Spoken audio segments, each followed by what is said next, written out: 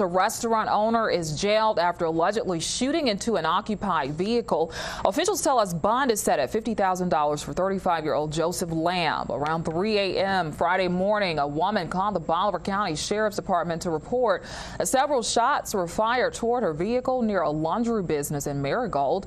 The victim says she was with her boyfriend and a toddler. According to the report, the male driver of a white Ford pickup chased her to Mound Bayou.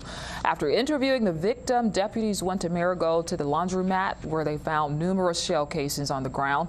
A pickup truck matching the description was spotted at Crawdad's restaurant where Lamb is a manager. He was taken into custody a short time later. According to detectives, Lamb is charged with 3 counts of aggravated assault, simple possession of marijuana, and DUI refusal.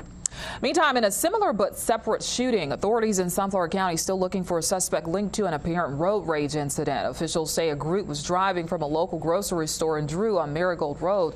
A truck described by the victim as a red GMC approached her white pickup and demanded the vehicle pull to the side of the road. The driver says when she refused to pull over, the suspect in the GMC then pulled out a gun, firing several shots along the side of her vehicle. According to officials investigating the case, the suspect uttered racial slurs at the victim. Meanwhile, the suspect has been described as a white male in his mid-20s, about 5'8", with short black hair. The Sunflower County Sheriff's Department asking anyone with info to report it to authorities. A Winstonville man is lucky to be alive after being ejected from his car late Sunday night. The accident happened around 11:40 off Highway 161 near Sutton Road.